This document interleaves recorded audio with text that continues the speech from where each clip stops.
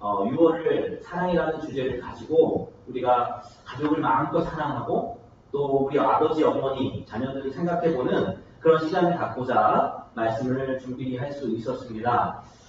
어저께 제 아내와 정말 오랜만에 뮤지컬 친정엄마라는 공연을 관람을 하고 왔습니다. 제가 정말 10여 년 전에 펑펑 울었던 적이 있고 그 다음에 울질 않았어요. 그런데 어저께 공연을 보면서 정말 엉엉엉엉 막 껄껄껄껄 사람들이 그렇게 많은데도 껄껄껄껄 울었던 그런 시간을 가지면서 참 어머니라고 하는 인물, 그 어머니라고 하는 이름, 또 아버지라고 하는 그 호칭이 우리의 마음을 적시고 또 그것이 우리를 회복시켜줄 수 있는 가장 시작점이 되지 않나라는 것들을 느껴볼 수 있었습니다. 어머니라고 하는 호칭을 들으시면 과연 여러분 어떤 마음을 가지실 수 있습니까? 엄마라고 하는 호칭은 너무나도 가슴 저미는 이름입니다. 가슴 속으로 한번 불러보시겠어요? 엄마, 어머니라고 하는 이 호칭과 이 고백은 어떠한 것을 다 억누를 수 있는 그 시작점의 언어다라고 저는 생각합니다. 특별히 세상의 모든 엄마는 자식을 한없이 사랑합니다. 그러나 자식에게 힘이 되어줄 수 없는 순간이 오면 스스로가 가장 비참하다고 생각하고 가장 슬프게 여겨진다라고 고백들을 합니다. 그만큼 어머니라고 하는 존재가 이름으로만 존재하는 것이 아니라 어머니 자체가 귀하고 그 어머니의 사랑이 우리를 지금까지 성장시키고 그리고 유지할 수 있었던 원동력이 어머니, 엄마라고 하는 호칭입니다. 어저께 뮤지컬 대사 중에 이런 대사가 있었습니다. 그 엄마, 친정 엄마가 이렇게 이야기를 합니다. 엄마는 너희들이 입만 발싹해도 다 알아. 내 속에서 나온 내 새끼들이. 그런데 어찌 새끼들이 그걸 모르고 다른 곳을 헤맨다냐? 라고 하는 대사가 있었어요. 그 대사를 들으면서 모를 것 같지만 그리고 모르는 척하는 어머니로 알고 있지만 어머니는 처음부터 끝까지 모든 것들을 그 자식에 관계된 것들을 다 알고 있다는 거예요. 하나 까딱하면 그것만이 아니라 모든 것들을 다 알고 있는 것이 어머니라고 하는 그런 호칭입니다. 이렇게 이야기를 하자 딸이 이렇게 친정 어머니에게 이야기를 하며 갈등을 만들어냅니다. 엄마 왜 날 낳았어? 왜 이렇게 고생만 시킬 거면 왜 날 낳았냐고. 엄마가 날 낳지 않았으면 내가 이 고생하지 않잖아. 라고 이 딸이 자신의 친정 어머니에게 화를 내면서 이야기를 합니다. 그러다 엄마가 딸에게 이렇게 쏘아붙이면서 혼자 뚝배기 돼요. 아이고 내가 너를 낳아서 미안하다. 미안해. 그렇지만 네가 엄마 딸로 태어나 주어서 너 혼난 것 같아. 엄마는 네가 허락만 한다면 너를 또 내 딸로 낳고 싶구나. 엄마가 세상에 와서 제일 보람된 일을 한 건 너를 내 딸로 낳은 것이다. 라고 하는 그런 독백의 대사가 있었습니다. 그리고 이제 시간이 지나서 이 친정 엄마가 죽게 될 시점에서 이 친정 어머니가 자신의 친엄마를 꿈속에서 만나서 이렇게 이야기를 합니다. 엄니, 아무리 삶이 빡빡하여도 나 좀 가르치지 그랬어. 엄니, 얼마나 보고 싶었다고. 엄마, 얼마나 보고 싶었는지 아시냐고요.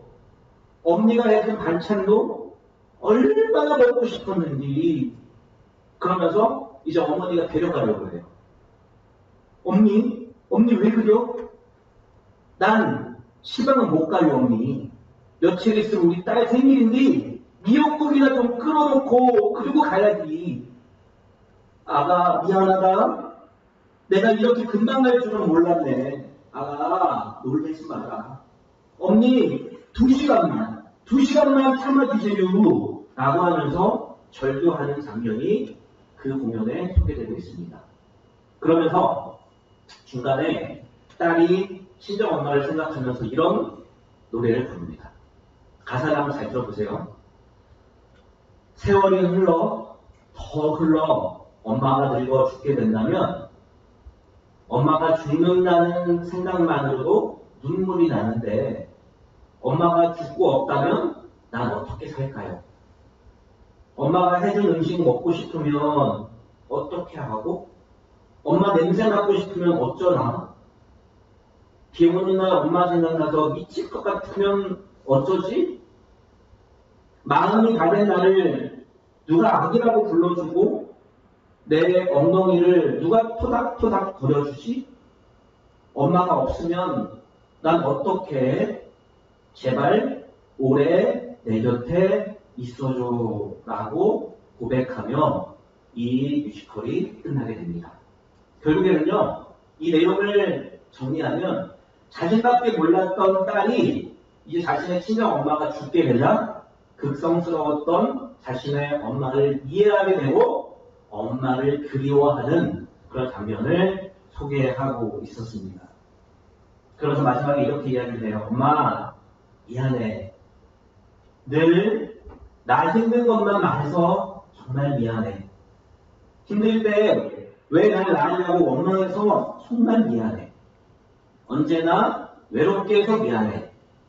엄마는 나를 세상에서 제일 사랑하는데 내가 세상에서 제일 사랑하는 건 엄마가 아니어서 정말 미안해.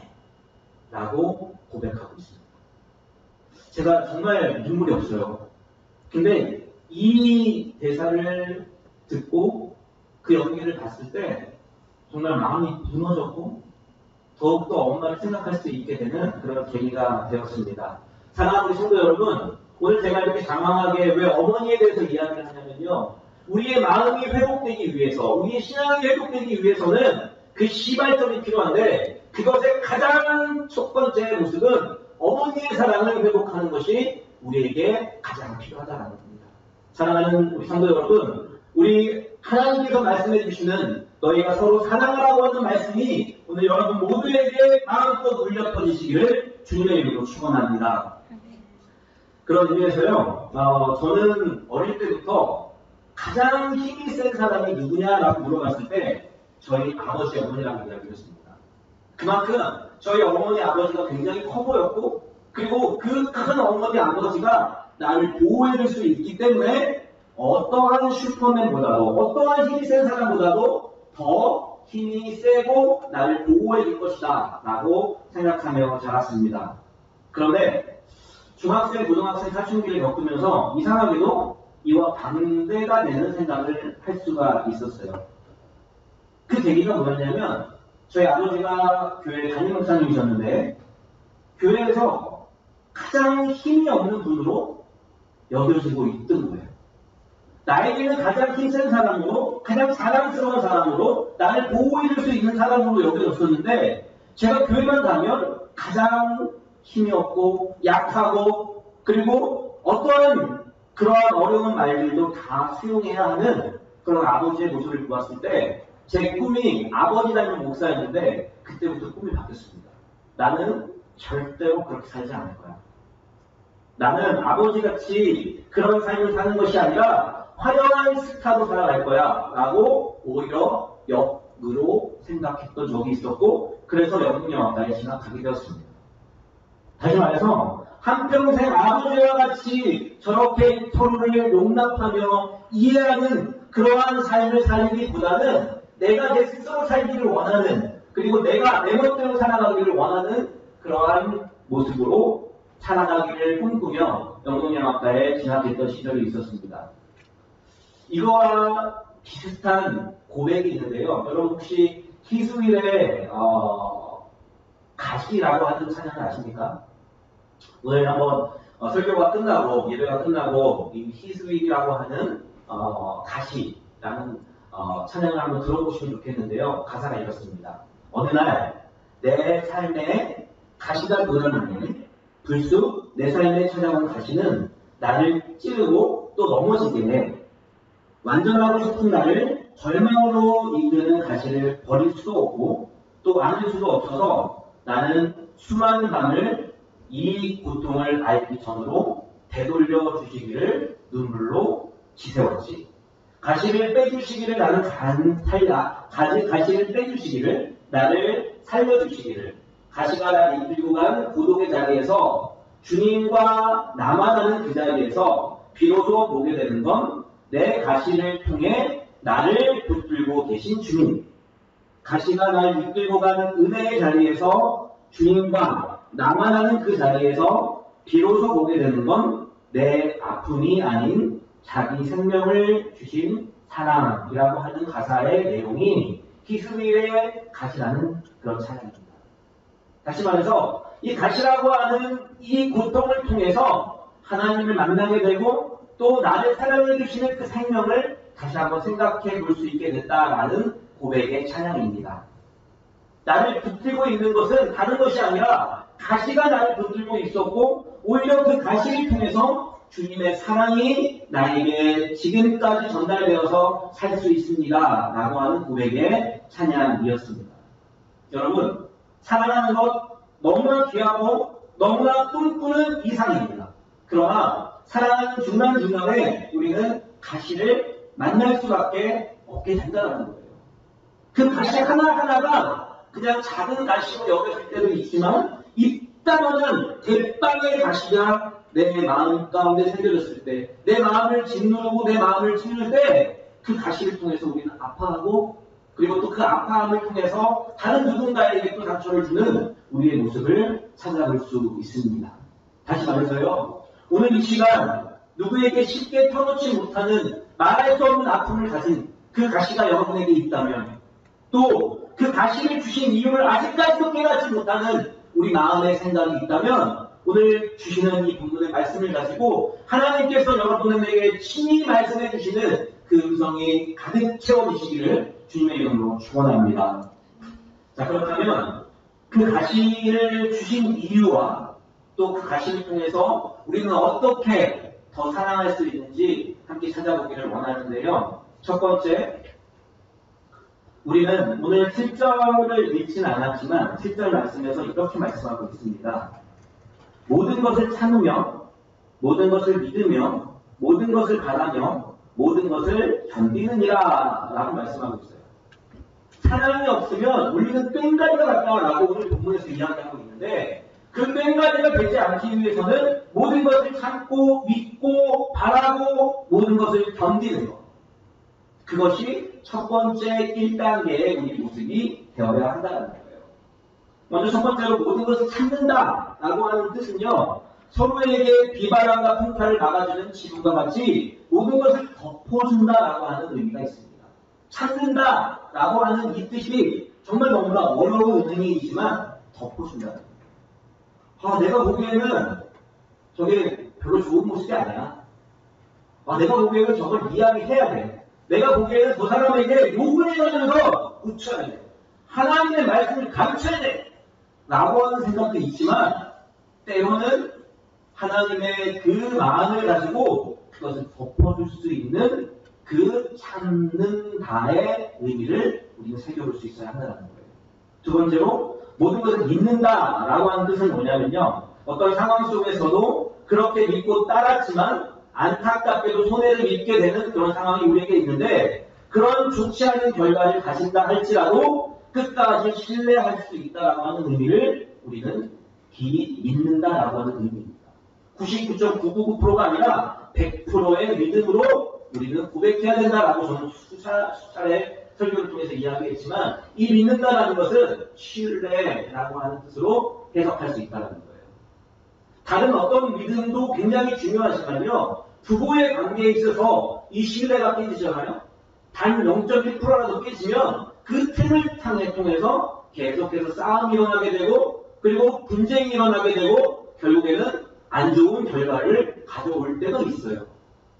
특별히 우리 부부의 관계에 있어서 또 자녀와의 관계에 있어서 이 모든 것을 믿는다, 끝까지 신뢰한다라고 하는 것이 그 사람을 세우는 첫 번째 방법임을 우리는 반드시 새겨보아야 한다는 겁니다. 세 번째로 모든 것을 바라며 라고 하는 것은 끊임없이 계속해서 바라는 것. 그냥 지금 바란다 라는 뜻이 아니라 계속해서 참고 믿는다 라고 하는 적극적인 의미로서 끝까지 희망과 소망을 놓지 않고 그 마음을 변질시키지 않는다. 여러분 정말 저 때 말고요. 저의 이 30, 40대, 20, 40대 말고 제 위로는 딱 윤리적인 기준이 딱 있었습니다. 내가 저 사람을 한번 사랑하면 끝까지 사랑한다. 뭐 많이 변하고 있지만 우리나라의 기본적인 그런 윤리가 거기에서 내려온 거였죠. 다시 말해서 다른 어떠한 상황들도 그렇게 해야 하지만 내게 하나님이 주신 그 가족들 또 사랑하는 사람들을 끝까지 믿고 변질하지 않는다라고 하는 의미를 우리는 새겨야 한다는 겁니다. 네 번째로 모든 것을 견딘다라고 하는 것의 뜻은 남아있다, 머물러 있다라고 하는 뜻이에요. 역경을 이기고 침착하게 견딘다. 그래서 그 결과 속에서 어떠한 결과가 있다 할지라도 소망 중에 참고 인내한다는 뜻입니다. 옆에 있는 사람을 이렇게 한번 꼬집어 보라고 하고 싶은데 그러지는 못하고요. 한번 자신을 이렇게 한번 꼬집어 보면 어디까지 참을 수 있습니까? 어저께 영상을 보니까 드라마였던 것 같아요. 근데 물속에 들어가서 물에서 물을 숨을 참고 있는 모습을 보았는데 정말 어디까지 참을 수 있는지의 한계를 보는 그런 드라마였던 것 같습니다. 다시 말해서 참는다라는 것들이 쉽지 않죠. 내 목숨이 끊어질 것 같은 그런 아픔을 견디는 것이 참는다라는 뜻인데 이 내 목숨까지도 함께 연관 지어서 모든 것을 견딘다라고 하는 뜻을 우리는 생각해 보아야 한다는 거예요. 다시 말해서 이 7절에 말하는 모든 것을 참고 믿고 바라며 견딘다라고 하는 말씀은 너무나 훌륭한 말씀임에도 불구하고 우리가 다 가질 수 없는 말씀으로 다가오고 있다는 거예요. 내가 그렇게 살아갈 수 있어? 라고 쉽게 말할 수 있는 부분이 아니다라는 거예요. 모든 것을 참고 믿고 바라고 견딘다. all이에요, all. 그냥 썸이 아니라 all of things. 모든 것을 참고 견딘다라는 것들은 정말 쉬운 일이 아닙니다. 그런 의미에서 저는 종교인과 신앙인을 분명하게 구별했으면 좋겠습니다. 종교인은요, 하나님을 동경은 하지만 사랑을 하지 않는 사람을 종교인이다라고 구분지어 볼 수 있습니다. 그리고 신앙인이라고 하는 사람은 하나님의 아름다움을 바라볼 수 있는 그 아름다움으로 하나님을 사랑하는 사람, 그것이 신앙입니다.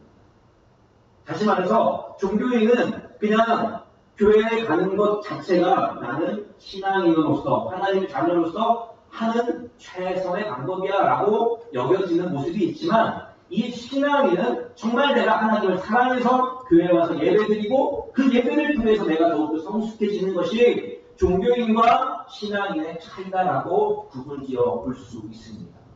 다시 말해서 우리가 오늘 이 자리에 나온 것이 종교인으로서의 삶이 아니라 종교인으로서의 예배가 아니라 하나님을 사랑하는 신앙인으로서 이 자리에 나온 줄 믿습니다.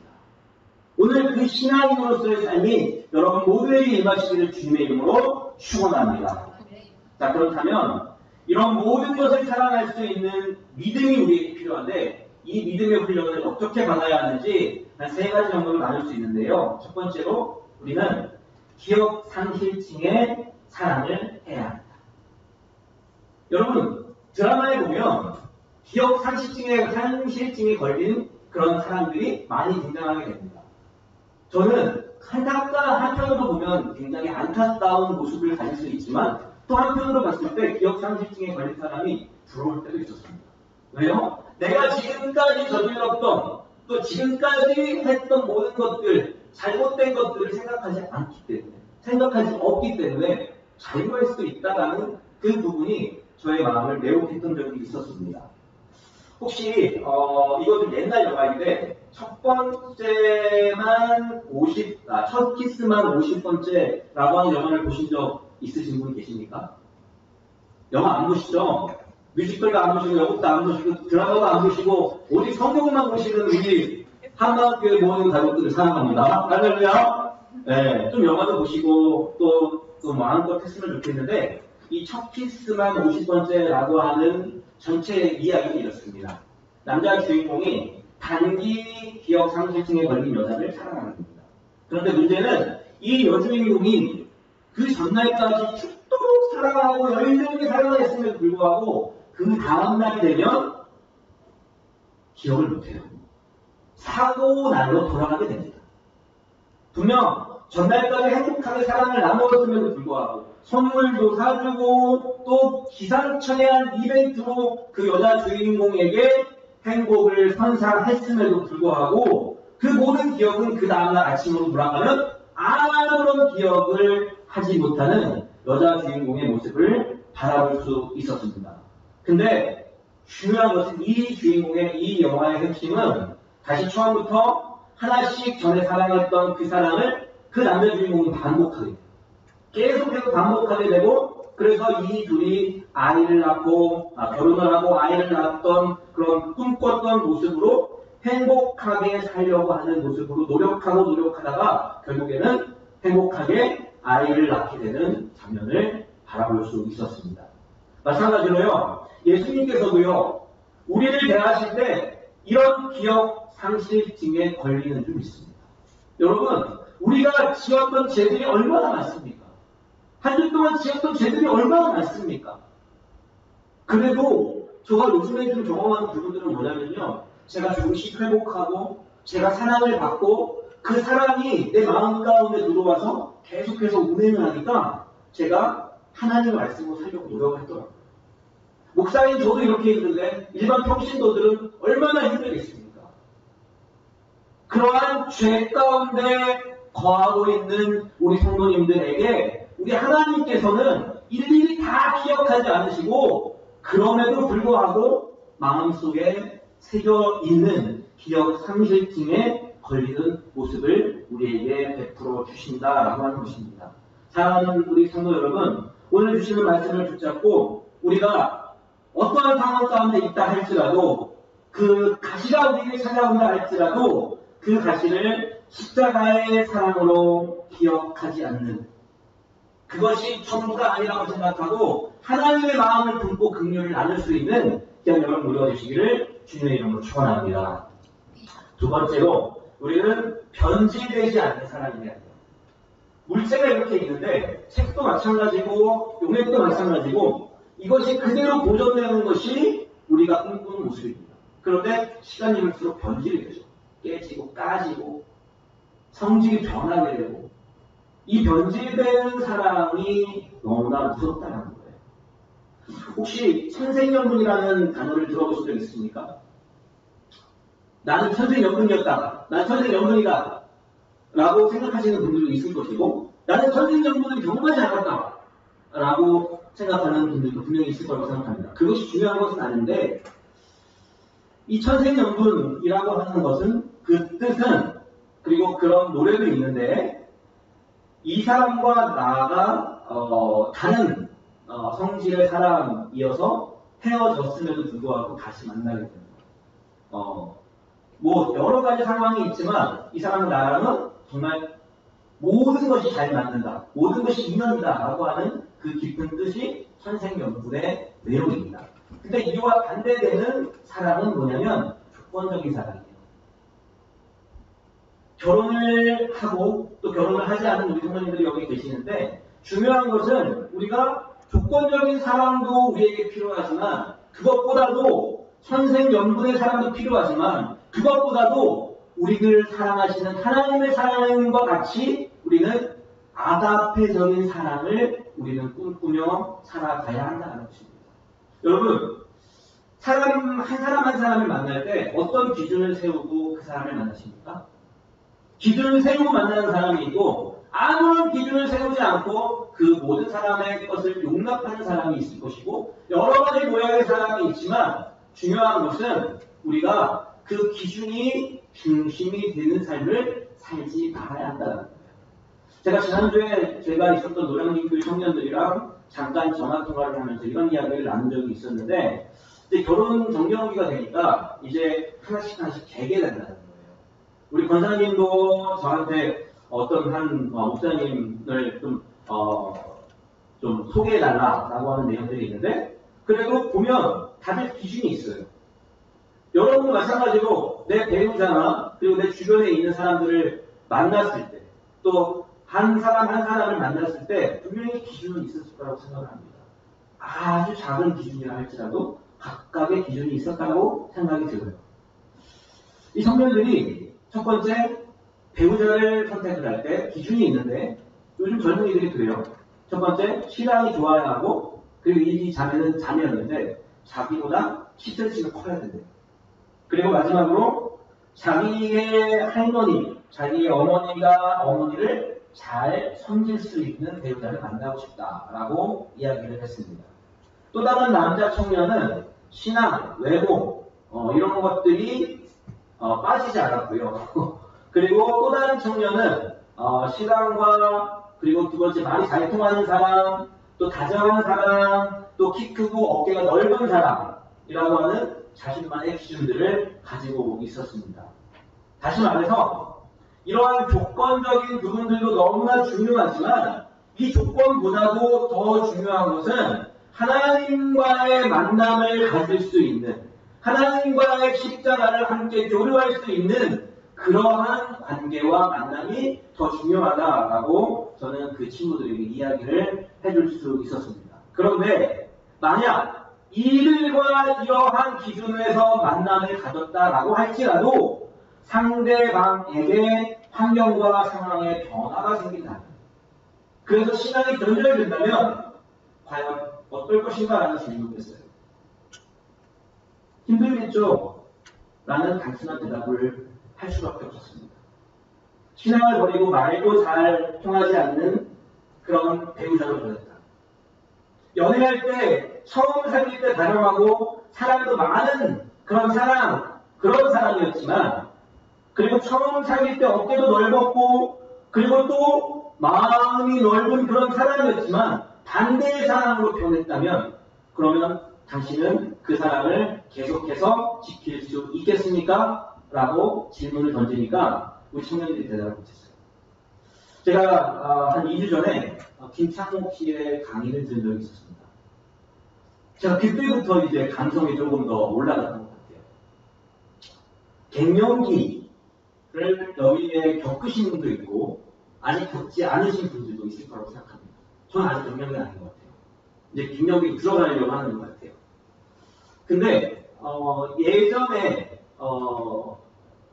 자신의 아내와 남편과의 그런 관계 속에서 여러 가지의 처음 만날 때와 그리고 10년, 20년이 지난 이후의 모습을 보면 정말 기가 막히다는 거예요. 제가 이거는 다음 주에 이야기를 드릴 텐데, 그것이 가시가 되어서 처음에 좋다라고 했던, 처음에 내가 사랑했다라고 했던 그 부분이었음에도 불구하고 그것이 가시가 되어서 나에게 돌아왔을 때 우리는 더 큰 아픔을 경험하게 된다는 것입니다. 가시를 원어로 보면 스콜로프라고 이야기합니다. 스콜로프가 나를 찔렀어 라고 원어적으로 해석할 수 있습니다. 그 끝이 뾰족한 찌르는 막대기라고 하는 이 스콜로프가 우리에게 다가온다 할지라도 우리는 그 뾰족함을 다시 뭉퉁거릴 수 있는 신앙의 모습으로 나아가야 한다라고 하는 것입니다.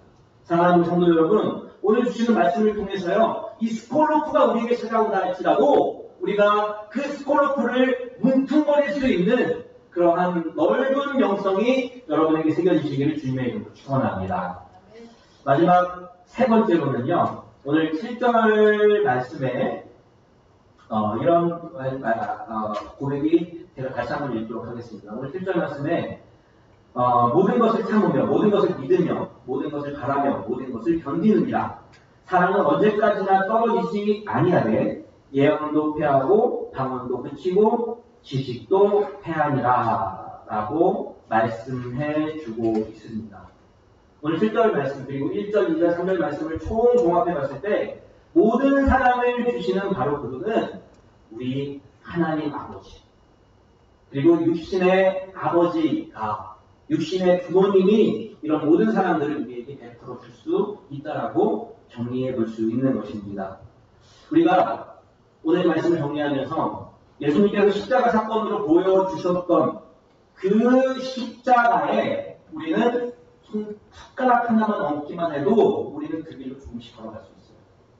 다시 말해서 이 말씀이 우리에게 큰 어려움으로 큰 우리가 지키지 못하는 그런 말씀으로 다가올 수 있지만 그래도 손가락 하나만 얹더라도 우리는 그 길을 향해 달려갈 수 있다는 것입니다. 다시 말해서 우리의 마음과 우리의 뜻대로 이 신앙을 이어가는 것이 아니라 하나님께서 이끌어 가신다는 거예요. 우리가 지금까지 성장할 수 있었던 것, 여기 원로 목사님도 계시고 우리 권사님, 집사님들도 계시지만 자녀들을 다 키우셨지만 정말 얼마나 힘드셨습니까? 저는 자녀를 키우고 있지만 죽을 것 같습니다. 오늘 아침에도 저희 어머니한테 전화가 왔어요. 인천에 우리 아이들이 가고 있는데 오죽했으면 주일날 아침인데도 목사님 아들에게 저희 어머니가 이렇게 전화를 했어요. 이 아들 때문에 미치겠다. 밥을 안 먹는데요. 어머니 주일인데요. 하나하나가 아무것도 아닌 것 같지만 하나하나가 쌓여서 우리를 힘들게 하는 가시로 다가올 수 있지만요. 그럼에도 불구하고 하나님이 우리를 사랑해 주신 그 십자가의 사랑을 기억하면 우리는 다시 그 가시를 넘어갈 수 있다는 거예요. 할렐루야. 우리가 이번 한 주 동안 어떠한 고난이 우리에게 닥칠지 모릅니다. 그러나 그 고난의 가시를 우리가 십자가로 계속해서 막아냈을 때 그 뾰족함의 가시가 뭉퉁거려지는 가시로 바뀌게 될 수 있습니다. 오늘 여러 가지 시간을 흘렀지만 용납이라는 단어로 말씀을 정리하고 싶습니다. 우리가 서로를 용납했으면 좋겠어요. 큰 교회, 작은 교회 따질 건 없습니다. 하지만 큰 교회에서 저는 참 많이 용납한 것 같아요. 속으로 그랬죠. 용납해줄 수도 있을 텐데. 나를 좀 이해해 줄 수도 있을 텐데.